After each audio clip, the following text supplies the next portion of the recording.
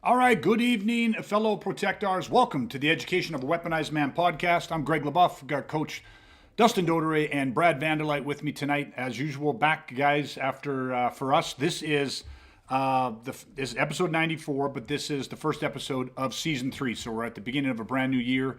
And again, I just want to take a second to thank you guys so much for the past 2 seasons and all of your contributions. And I'm very excited about this third season coming up.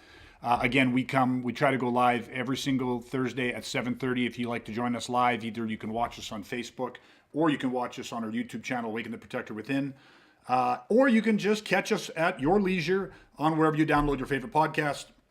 So either way, thank you guys for being here tonight, and thank everybody for who's been supporting us over the last 2 seasons, especially in the last half of season 2 here. We've really started to get some traction. Again, we're not looking to reach everybody. We're looking to reach very specific individuals, very specific men who believe like we believe and want to weaponize against violence. So I thought that season 3 deserved a new intro. So we're going to roll out with a new intro today and just change it up, keep things fresh. But again, I'm looking forward to a really, really great season.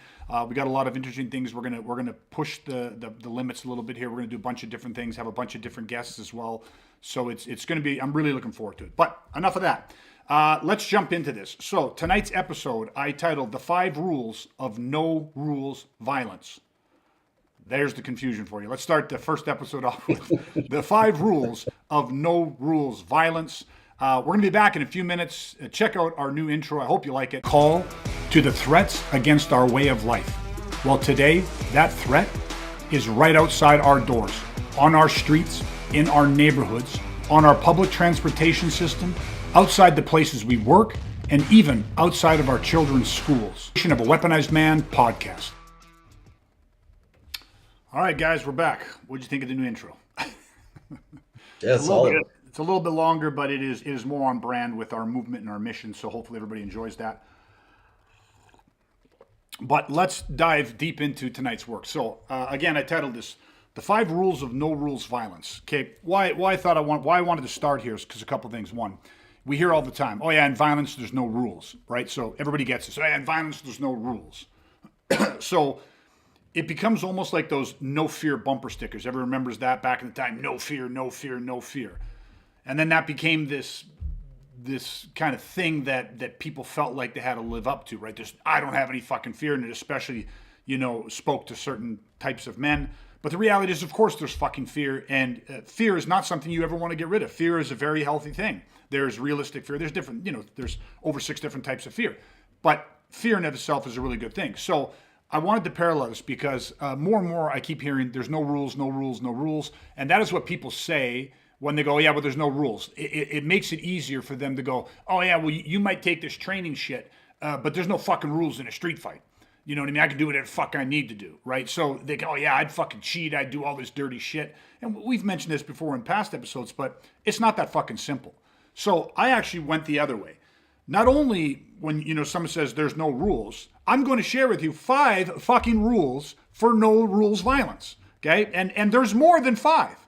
But I want you to actually understand that there are fucking rules and you got to know the rules. Because here's the thing. If you're ever going to break a rule, you can only ever really break a rule if you first know the rule, right? Control follows awareness. So you have to become aware of these things. So that's my goal for tonight. We may even throw a bonus in or two if you guys think of a 6th or 7th rule for no rules violence. Please feel free to throw it in. But again, I'm looking forward to getting your guys' feedback off this. So let's jump in with number 1. If there are no rules, then stop trying to do the same but better. Okay, so what do I mean when I say stop trying to do the same thing but only fucking better, right? Here's my kind of concept. If people can predict or assume what you are going to do, okay, then what has happened is you are creating familiarity. And if you actually look at look at rules, okay, because remember, our ultimate goal is to actually operate off of no fucking rules. Like, that's actually where you want to be. But the reality is, to actually operate in that type of freedom of no rules, you actually have to understand rules and have to understand what creates rules. So If you are trying to do the same but only better, you're creating familiarity, which in fact kind of creates rules. So what do I mean?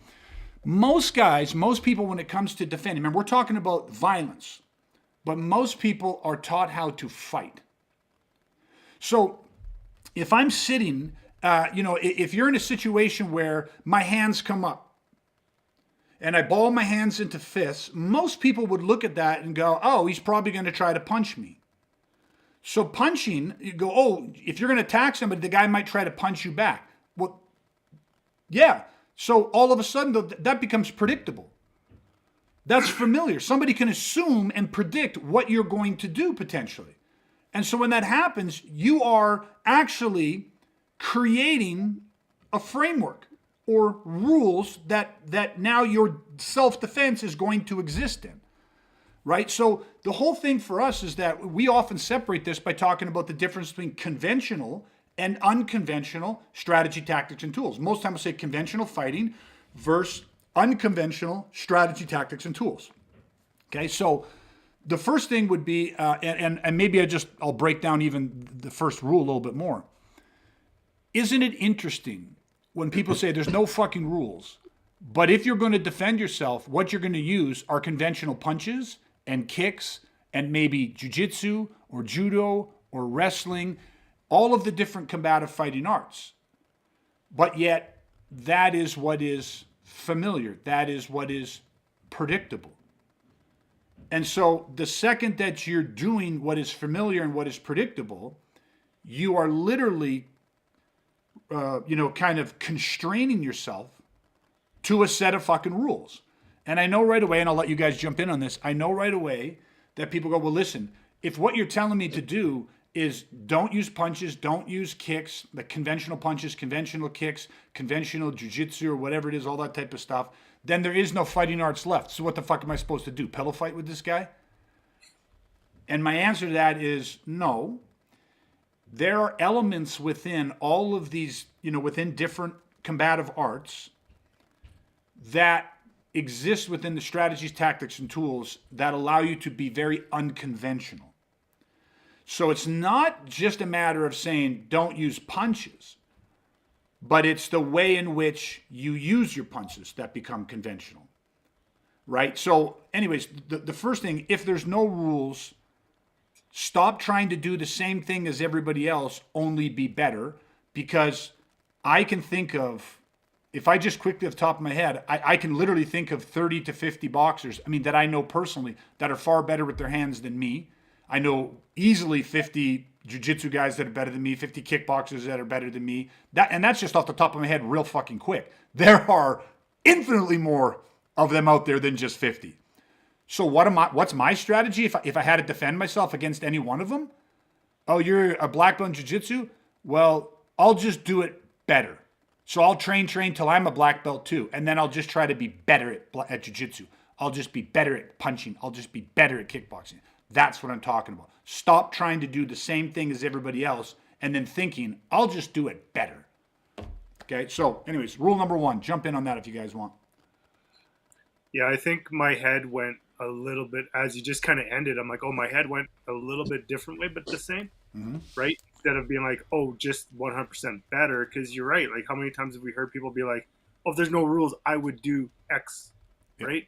They have this preconceived action or event rollout in their heads.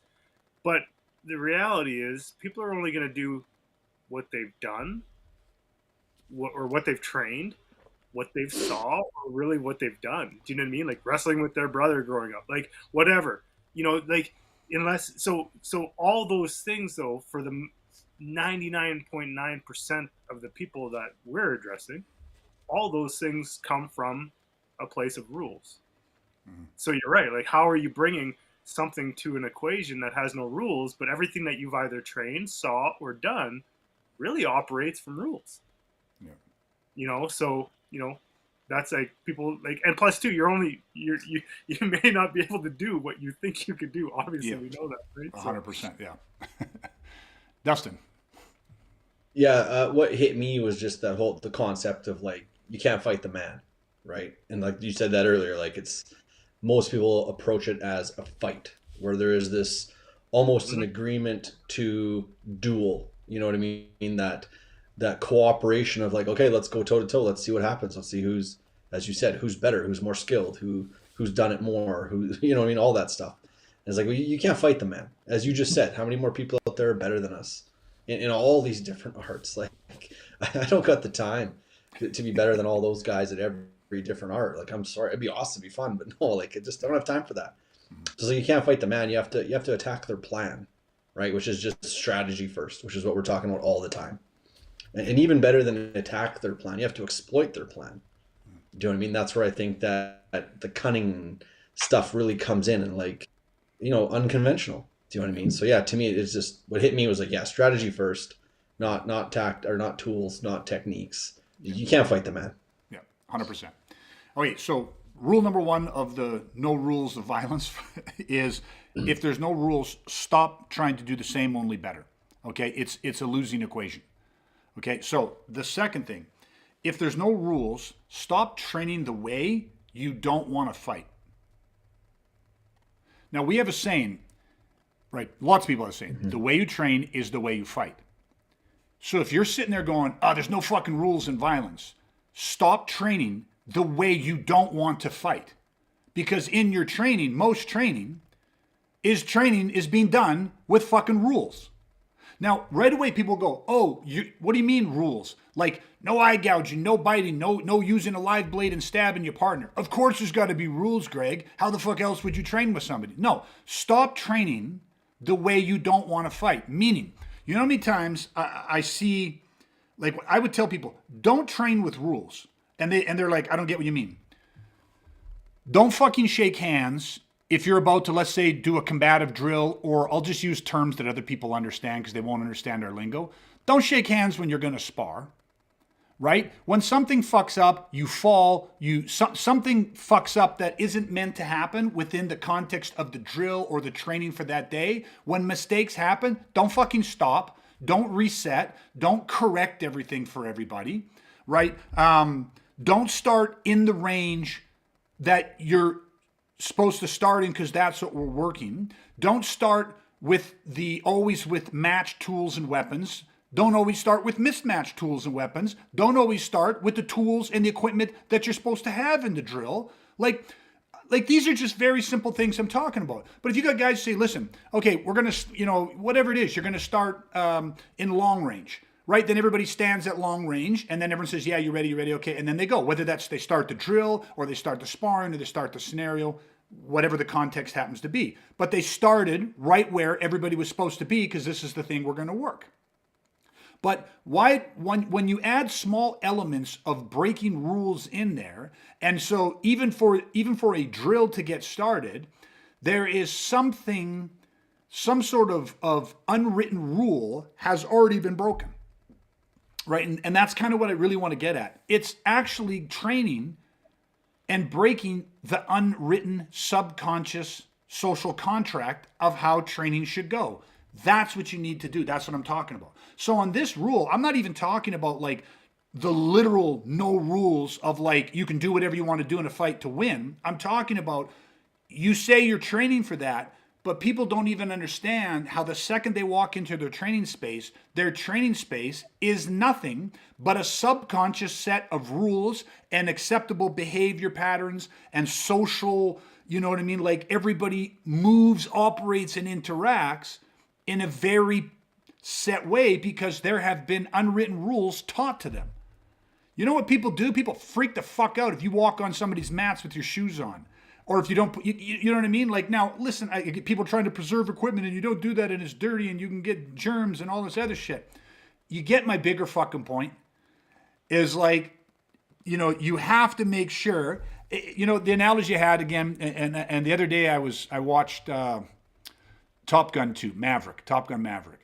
And you know what made me laugh is every time they're up and they're doing their dog fights, they have a hard deck. And what's the rule? You don't ever break the hard deck, right? Because the hard deck's there for their safety. What happens in every fucking one of his movies? He breaks the hard deck. He breaks the fucking hard deck. Why? Because there's a fucking rule that he can't win unless he breaks that fucking rule. Now, in the reality, the rule's there for the safety. But at the same time, you got to be crazy if you don't think they actually want them to break those rules. I mean, you get what I mean? Like, you have to understand what rules need to be held in training for safety and what rules and when those rules can be broken or can be pushed. Because if you're saying, listen, in an ultimate life and death situation, I will not operate within any set of fucking rules, then you better learn to be able to have, there are rules, and you better learn and become really good at recognizing when to push, bend, or break those motherfucking rules. And there should be no, like, that should be what you're teaching somebody. Listen, in combat, training people for war or training people for real world violence, yes, there's rules to keep people safe. None of those rules are unbreakable rules. But you train educated people who then you start going, I trust you to know when and how to bend, push, or break the rules and not end up with somebody severely injured or killed. You know what I mean? Like in training, SEALs die, Navy SEALs die in training. Pilots die in training. Now, there's rules to try to prevent that, but at the same time, depending how you're operating, I don't want to turn this into a safety conversation. Our safety record over 30 years is unprecedented. But at the same time, I always tell people, when I create and set parameters and rules and boundaries within a drill, within the tribe, within the training environment, I put ones in there that I expect people to break. Right? I expect people to push back. I expect people to break or disobey them and move on. Half the times, I will put rules in there to force them to break them and see if they will. Because you can't claim to be an unconventional warrior. You can't claim to be this type of individual that when push comes to shove, there are no fucking rules in a fight for my life. You can't claim to be that human being unless you've been trained to be that fucking human being. And the training has to take into account how the fuck do we do that and not get people hurt. And it's like, I'll finish my little rant on this. Safety equipment is for beginners. When you're training with beginners, when you're doing scenarios with beginners, when you're working with beginners, that's when you use a fucking rubber knife. That's when you put on fucking eye goggles. That's when you safety up. Because they don't have the attributes, they don't have the mindset, they don't have the control, they don't have the threshold, they don't have the experience, they don't have sensitivity, they don't have any of that stuff. So shit's gonna get fucked up. They don't know what a rule is, where there was not the same degree of safety net. You get what I mean? Where it's like, oh fuck, there is a genuine element of fucking risk here. And you got to learn to manage that. And people might turn around and say, listen, that's fucking negligent. I can't do that. Here's the difference. I'm not running 7-Eleven self-defense. I don't got mom and pop coming to me because they want to get out of the house and get some exercise and slim down a bit and meet some really nice people. The people that come to me are people that go, I need to learn how to fucking defend myself and my family. I need to learn how to survive. So you have to understand how to do what I am talking about in a safe way, but in a way that allows risk into the fucking equation and demands that your individuals understand how to break fucking rules. Okay? I don't know. So what do you guys think about that? Yeah, one thing in the very beginning of that, one of the first things you said was that, well, we have a saying. We have a lot of sayings. And it's funny because you went with like, well, you fight the way you train. And I'm like, oh, okay, that's not the saying I thought he was going to say. Like, I thought you were going to go with, be careful what you practice because you might get good at the wrong thing, which I think applies a lot to this, because I think a lot of what you were saying right now is people who do train, they don't even realize that what they're practicing isn't even what they would actually use in combat, like to defend themselves. They're practicing what they would use in sport competitions, combative martial arts or whatever, you know what I mean? Like, that's what they're practicing and just hoping that will then work or somehow magically transform in a combat situation. And so I think just that alone is like, people just look at what the hell you're doing. Look what you're being asked to do.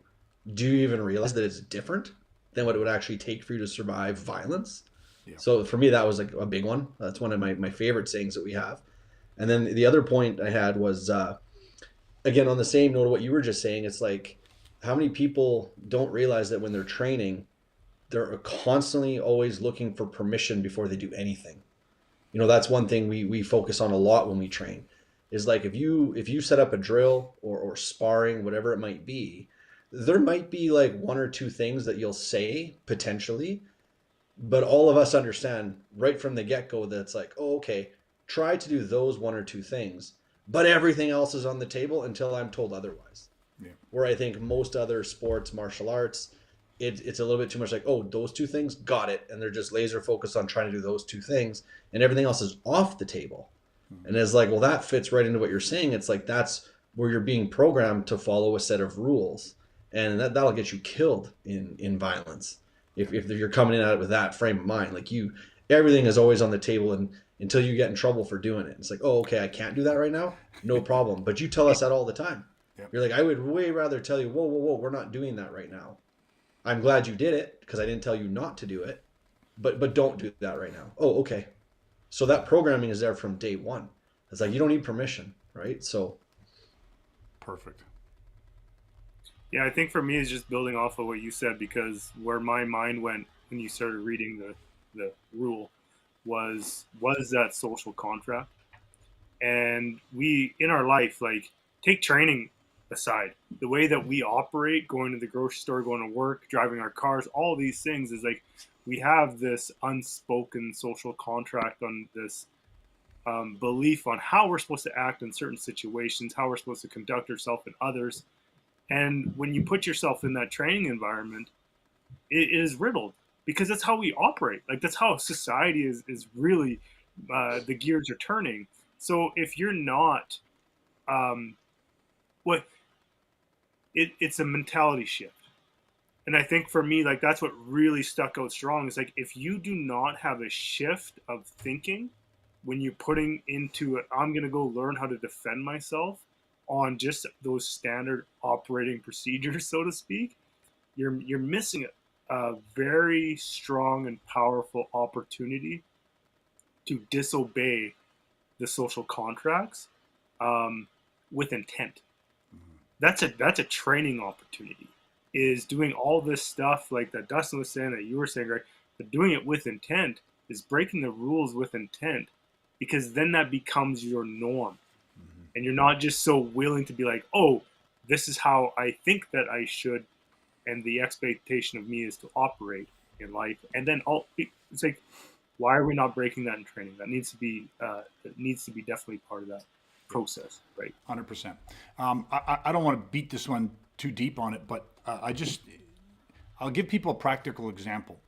When we run scenarios, if I have 10 guys in the on deck area, and then meaning that we have scenarios set up, and then they get a radio call and they come out to the scenario house and they have to walk through and go through the scenarios to run the scenario. If you got 10 guys in the on deck area, the newer the guys, what'll happen is when these guys come in and they open up, they enter into the scenario room, what happens is there can be a mixture. There can be like very low light. So low light, like dark with a strobe, or with a red light, only one red light, a blue light. There could be loud noises, all these different types of things. My example is this. When you have newer guys, even to mid-level guys, when they come out, they walk in, I don't have to shut the breaker off to the lights. Because when they walk into the scenario room, the first thing that's to the left of them is a giant set of lights. Now they walk into a scenario and go, oh fuck, this is dark. Like in the distance, there's a blue light on. Fuck my eyes, I just came out of the bright sun or whatever it is. I can't even fucking see what the fuck's going on here. 0 out of 10 will try to turn the lights on. Why? because they don't think they're allowed. It's a scenario. They're not going to let me turn the lights on. That would be against the rules. But the second you got from mid to high level guys, what do I have to do when you guys come through? Yeah. Well, there's a reason why you learned that you have to shut the breakers off. I got to kill the fucking breakers. Because the first thing you motherfuckers are going to do is walk in there, assess, make sure you're safe, and then you're going to try to turn on every fucking light in the place. We got a stash where you keep our cubby, and you got like training knives and simunition guns and all that shit in there, you motherfuckers will open the cabinet up and go looking for whatever you can fucking grab and take in and do whatever you can do. If I leave you, if there's a space between the wall, you fuckers will try to crawl through the space in the wall. Like, so think of it this way. As an instructor, when I set up a scenario and I am working to give you an experience to elicit a very specific set of skill sets or strategies or tactics from you, I literally have to stop before you come in. I have to walk through and go, okay, how can I prevent them from breaking rules? I mean, okay, they're going to try the lights. Why? Because a smart person would kill the power to the lights. Make sure the cabinet's locked. Make sure there's no hole here. Set this up there. Do this like this. Do this like this. So I literally am taking away your rule breaking ability. And that's a lot of fucking extra work. It's a ton of fucking work. Whereas when you got new guys to mid-level guys, I don't have to do any of that. Matter of fact, I'll leave bottles and expedient weapons lying all around. Nobody picks them up. You fuckers, if there's a piece of metal in there, you'll fucking check it to see, can I break this off? And if you can, you will. Like, you get what I mean? So I just thought it's such an interesting example because that's what I'm talking about. Stop training the way you don't want to fight. If the way you train is the way you fight, then ask yourself, when's the last time you went into training, broke a shit ton of fucking rules, and not only didn't get crap for it, but got praised for it, got held up as the epitome, and this is the example of how you need to be. That just makes sense to me, right? So, that's a pretty good rule for the no rules of violence. Okay, so anyways, let's go to rule number 3. If there's no rules, then stop being agreeable. And I want to do this very specific because this synergizes in with the, train the way you want, not the way you don't want. But what I mean when I say stop being agreeable is often when we are working, and let me just go like tactics on this one. Often when we are working tactically, there are so many opportunities to just be a disagreeable motherfucker. And much like being the rule breaker, I love disagreeable fucking people. So let me just give you a tangible, simple analogy. We just actually, matter of fact, we just worked some of this last night. Two nights ago on Tuesday. If I ended up, we're on the ground, and I ended up on Dustin's back, so I've got the reverse mount on him. So I'm going for the rear naked choke. And Dustin begins to work his counters. And he breaks free from he's escaping the reverse mount. I'm just keeping this very technical because I think people will understand. There's a point when he does it that's called the tipping point, right? Where he knows that he's out of my hold, which was a pretty dominant hold on by me. He's out of it. Now, it doesn't mean that he's completely broken free from me, but he knows he's at the tipping point where my wedges, my frames, and my restraints are no longer a threat to him. Like, it's inevitable. He's out. In that moment, I might, because I don't want to lose everything that I worked so hard to get, I might go for the mount position. So I say I'm losing his back, but I'm gonna fucking jump into mount. So I'm gonna come out of this with something.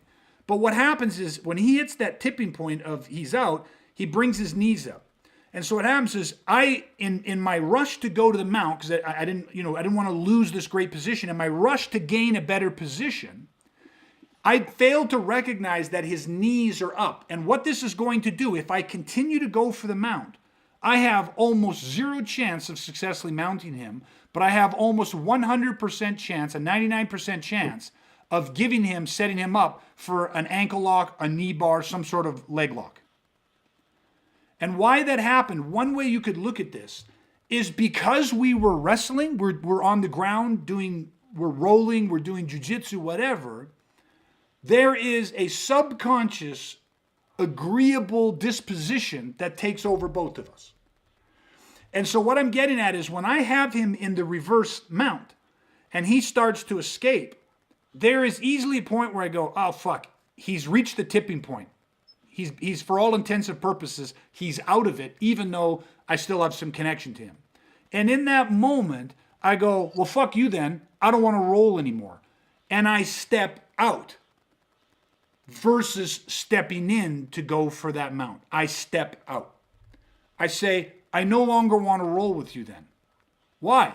because my advantageous position where I was trying to maximize and be a maximal threat to you is now lost. I don't want to fucking do jiu-jitsu anymore. Fuck you. And I said it that way, not because I just wanted to, stand up and so that we can re-clinch up and then we can go back down. I want you to understand, that's just one example, but people are people are trained for subconscious compliance. They're just taught to be agreeable, especially because in a martial arts studio, you don't most people wouldn't understand how that could run if you had a room full of very disagreeable people. You say, well, aren't there going to be conflicts, and isn't that going to lead them to injuries and all this type of stuff? And it doesn't. Like, you got to teach people to break rules. You got to teach people to say, listen, on no level am I going to agree to fight you. I'm never going to agree to play your game. This cycles back a little bit to what you said, Dustin. I'm not going to fight you. My goal is to destroy your objectives. I don't have to agree. As a matter of fact, not only do I not have to agree with anything that you put forward in this altercation, I am going to do I'm going to be the most disagreeable motherfucker you have ever met. Now, I'll rephrase that one more way that'll let you guys go. Because imagine this. I was taught by my instructors who taught the SEAL teams, I was taught to be the most disagreeable, violently disagreeable victim that an attacker has ever had the displeasure of attacking. That just seems to make a lot of sense. And if you understand how to train that, right? Again, you got to know the rule if you're going to be like, there are no rules. All you're doing is being taught subconscious fucking rules. You're being taught an etiquette. You're being taught mannerisms. You're being taught, you're being presented this unwritten social contract that is littered with fucking rules and compliance that exists in the subconscious, the most dangerous place, and you're signing that. And then you're trying to tell me that you're going to be the most disagreeable, violently disagreeable person, this victim this person's ever met? How? By luck? I think it's for most people who have training, I think that concept is outrageous in their mind, right? And the reason why because we say that, like, we talk about this all the time. It's like, you don't have to fight this person. You don't have to be assaulted by this person. There's many more options besides putting up your dukes and being like, okay, well, I guess I got to fight you because you said you want to attack me. But I think where the challenge comes from a lot of people. And I really like what we've been talking about because it's all a shift in thinking. It's all a shift in mindset. And it's like, just because I have training, I think that's where people get hung up on is, well, I train, so I will fight you because that is what I do. That's not everybody, but I'm just generalizing. But again, like, it's one of those things. It's like, because I train, I could fight. Because I train, I'm strong. Because I'm trained, I'm badass. So the expectation, we've talked about social contracts, because I train, if some motherfucker gets in my face on the street, I'm going to fuck him up. I'm agreeing to that. Well, you don't have to fight this guy.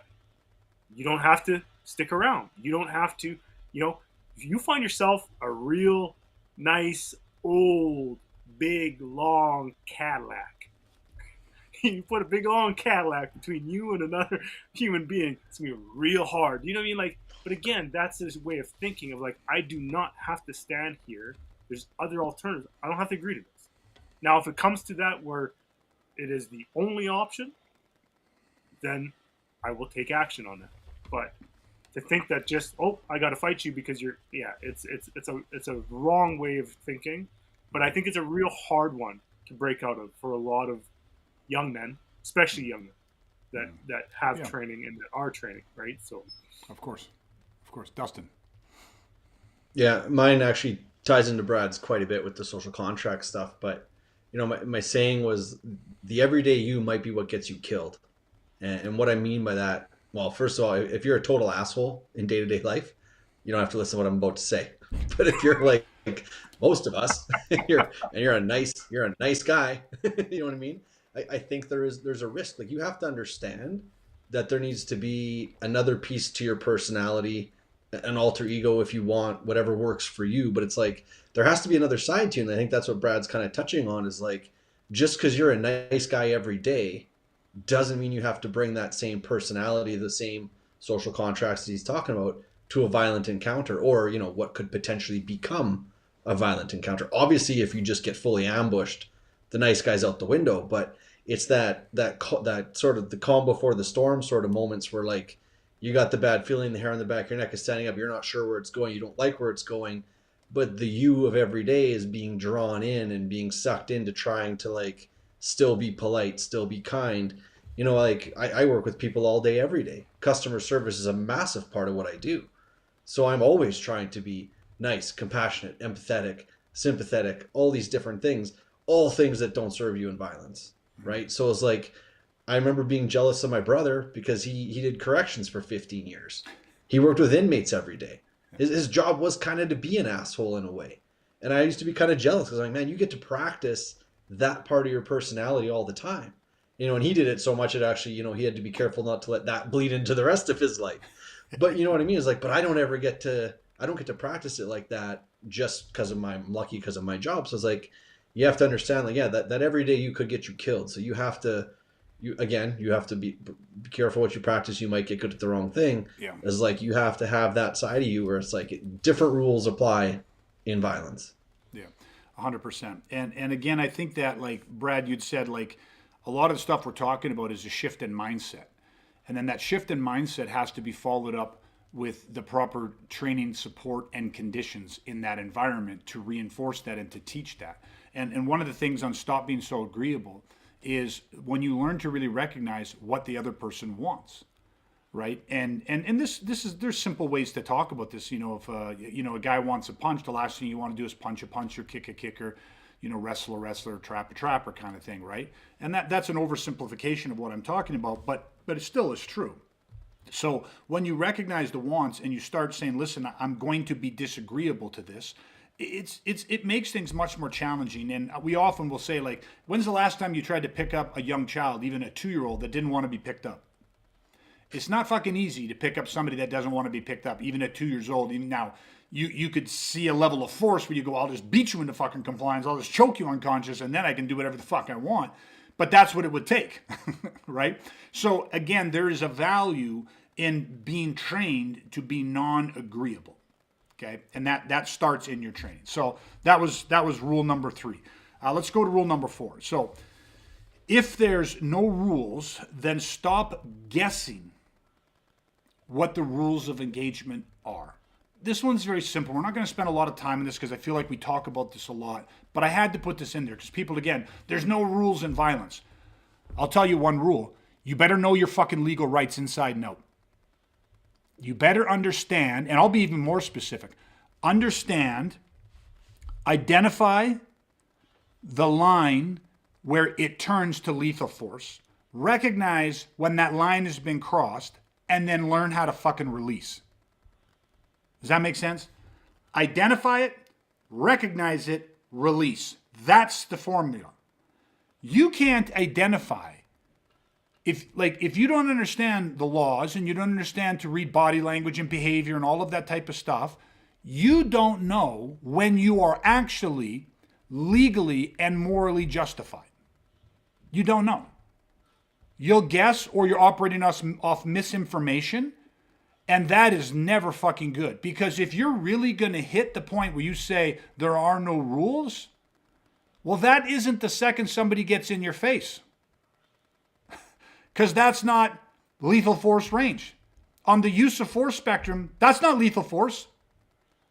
Understand the difference between antisocial aggression and asocial violence. Those are rules of engagement. So there are rules that you need to know so that you can recognize when you are now in, oh, there's no more fucking rules. Because before that line and right up to that line, there are a ton of fucking rules. So again, this fucking verbal diarrhea of, like, there's no rules, no fear, no rules. Like, oh, fuck. Like, there are so many fucking rules. And as a matter of fact, you got to know a massive set of rules to learn when you can then go no rules. So to actually recognize that, you need to know some rules. And I don't think there's much more to say off that one other than that. But so you guys can throw a little bit downrange on top of that if you want. But yeah, stop guessing. Learn the rules of engagement. Okay. Yeah, no, it's pretty clear. I almost feel like we could have started with that one, right? Because it's like, hey, listen, this is what you got. They're in no particular order, Brad. I just happened to jot them down on my napkin earlier today. So Oh, I know. Just follow the rules. The only thing that don't make hit rules with for me, that Brad. The only thing that hit me with that one, which I know will resonate with you guys because we all grew up in the same era, is how many times have we heard things like, well, who threw the first punch? Like, get that rule out of your head. Yeah. That's like makes a difference. Do you know what I mean? Like just the physical act of throwing the first punch, like that's garbage. Do you know what I mean? Which just fits into what you said about know your legal rights, know how to recognize a threat, explain that it was a threat, why was it a threat. If you know all that, then you better throw the first punch, and it better not. Yeah, we lost you a bit, Dustin. You're breaking up on us a bit. Yeah, I finished. I was done. Okay, good. Well, it broke up a bit. You better not something. If you're going to throw the first punch, it better, and then we missed you, but that's okay. All I said is, yeah, I think it's, yeah. Hey, broke up again on the same thing. It's a fucking mystery now. I'll never know what you're saying. I think you're muting yourself just to fuck with me. Anyways, all right. So yeah, It's not being agreeable. Yeah, he's not being agreeable. I fucking love it. These guys are embodying everything we're talking about tonight. Oh, he wants me to. I'm just going to hit mute on him. Fuck him.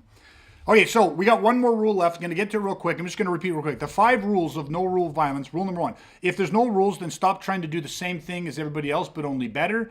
If there's no rules, then stop training the way that you don't want to fight. Number 3 was if there's no rules, then stop being fucking agreeable. Number 4 was if there's no rules, then stop guessing what the rules of engagement are. And the 5th one is this. Question, grow, share, revisit. Okay, question, grow, share, revisit. Now, this one's slightly different in the sense that I didn't start with, if there's no rules then, here's what everybody needs to do. And this is probably the most important one. I said they're not in order, but this is probably the most important one. Question, grow, share, revisit. Question. You have to question your beliefs. Right? What I'm talking about right now is if you're going to go no rules, then you have to grow and expand your mental and moral compass. Because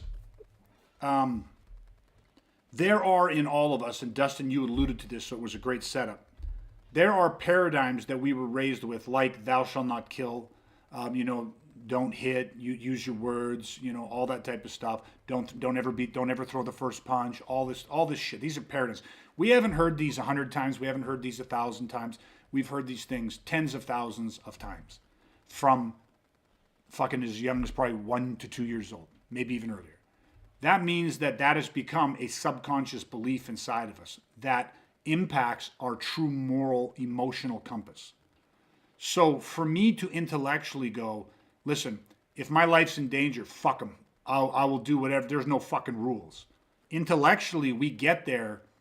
That's called intellectual, or that's called forebrain rationalization. We get there very easily. Not everybody, but most of us.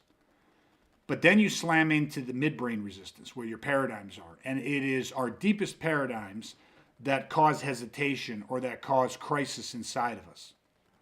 So when I say you got to question your beliefs, every single one of us, every person we train, we start helping them to go deep into their paradigms, their deep beliefs, and we start to root out conflicting beliefs.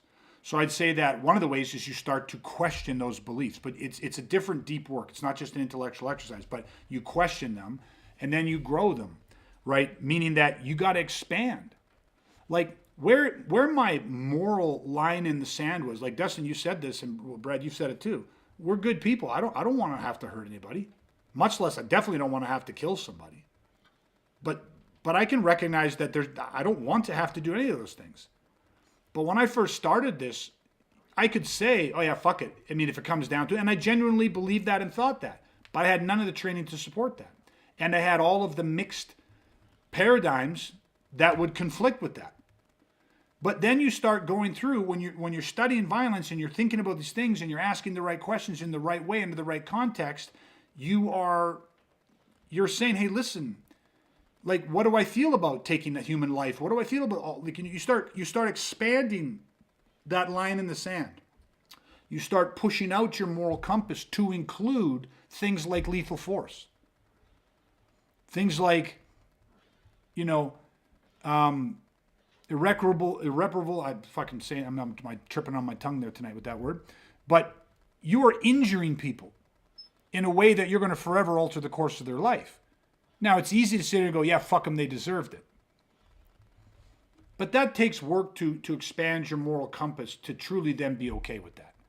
So I'd say question and grow and then share. And I think this is one that a lot of people don't get. When I say share, it's I'll just go personal with this.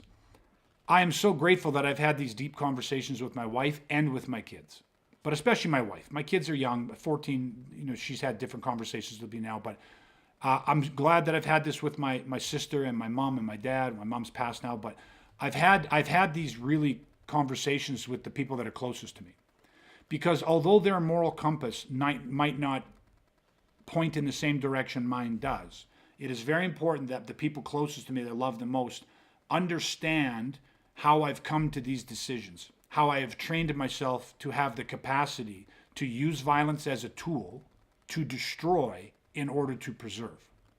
Because if and when the day comes when I have to execute on these skill sets, they're going to be my greatest support system. And I have seen and we have heard stories of people that take life to defend life, and people never look at them the same way again. Closest of friends, they're awkward around you.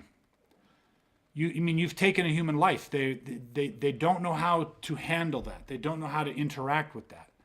And again, like anything else, rationalization and acceptance, the more you can do work on the front end before things have happened, the better support systems you build up internally, the better coping mechanisms. When you talk and share with people, you get reframes, you get feedback, which then allows me to morally course correct should I need to. Like, you know, again, if you just have this mindset of there's no fucking rules in a fight, fuck it, I'll do anything and everything, and you've never sat down with other people and talked to them about this, then you've never really got an opportunity to get feedback by people and from people that believe what you believe, that are willing and capable of using this type of level of violence, and by those that are not willing and not capable to hear both sides of it, because it's a dark area. It's like being in space. You need some sort of reference point to figure out and make sure that you are creating, like, you know, you're expanding your moral compass to include lethal force, but that you are getting feedback and reframes to make sure that you're doing it in the right way, in a healthy way. And it's possible. We have men and women, you know, men and women of violence, pros, professionals at all different levels, trained, that go into combat, go into harm's way, that do things that very few people could ever do, and they're okay with it. They've made peace with it. They've done the work. So we know man can kill when legally and morally justified to do so. They can take life, and life can continue after that. But it's because of some work that they did, not just not a troubled youth, right, where they're just psychopathic. They've done the work to take your average normal kid, person who grew up in a normal everyday average home and is able to do this type of work and do it successfully.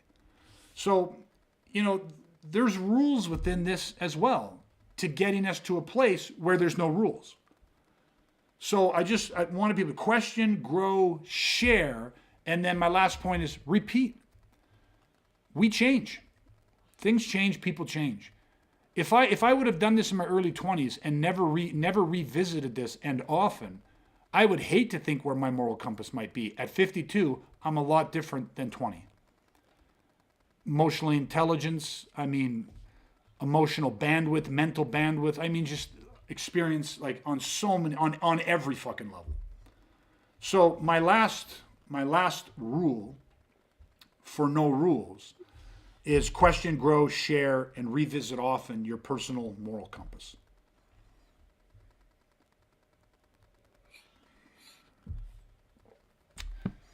Yeah, I don't I don't really have a whole lot to add to that one, to be honest, because I would just echo everything you said, and I Yeah. think you did a good job of explaining it. So, Well, how important was that? Has this work been for you? And how often do you do it? Maybe I'll pose a better question to you. oh yeah, no, it's massive. You have to absolutely, especially like the revisit. Well, they're all important, but like revisiting, I think that one I find almost more important because of what you said. Like because that's so true. It's like because we do change. Like my God, I'm so different than I was 20 years ago, 15 years ago, 10 years ago, and even 5 years ago. A couple of years goes by, and like just the amount of influence we have, the people we surround ourselves with, and the people who are around us, they're changing too. So we're ever evolving and changing and influenced. And it's like look at social media nowadays. Like, what are you saturating with? Do you know what I mean? If you're not like ruthless with what you're saturating with, oh man, you can completely change who you are in a fairly short period of time. Yeah. So if you're not revisiting these things and checking like where am I at with my morals, and then like you said, sharing it with your family, so like all of it, they're all super important, obviously. Yeah. I think for this is you know has always been there.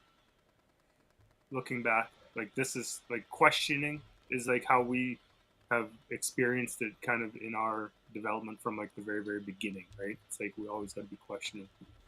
Um, it's that deep work that is part of the process.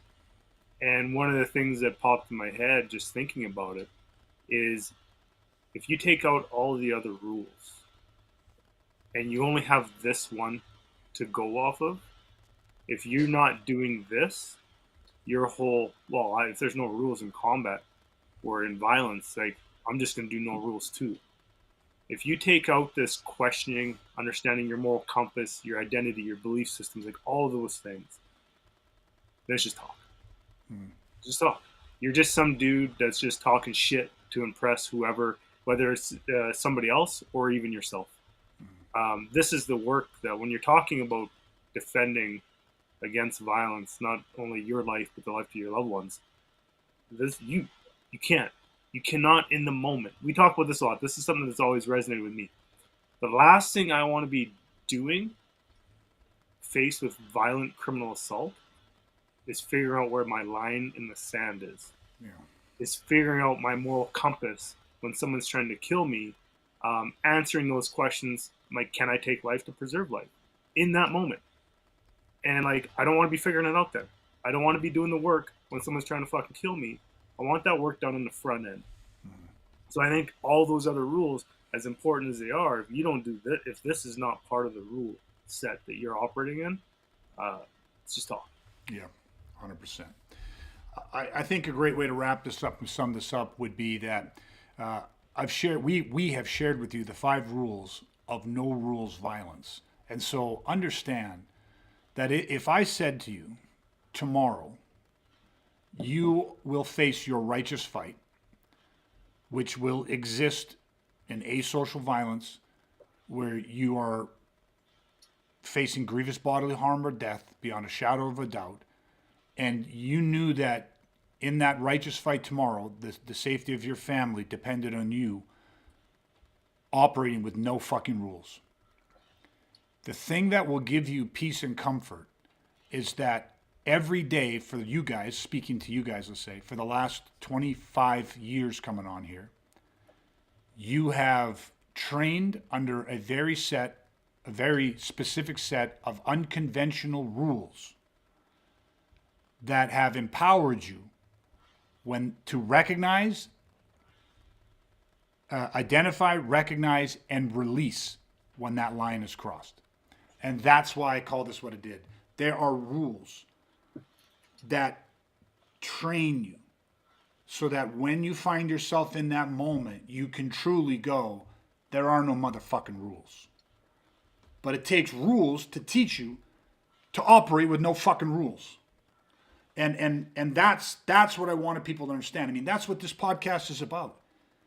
There's a process for how this is all being done. There are frameworks. This is a process. And it's not rocket science. It's the exact fucking opposite. This is so much simpler than learning to become a world-class professional fighter. That is such hard, deep fucking work that is being done by talented individuals.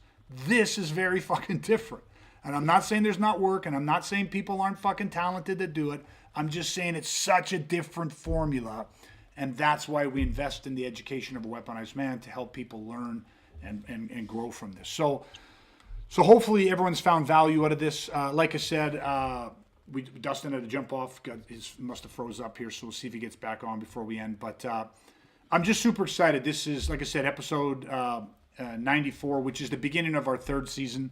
I think this is going to be our deepest, most exciting and impactful season, because we just have so much stuff planned that I'm just really looking forward to this. So I'm going to end it here. So as always, I want to thank Dustin. I want to thank Brad for being with me.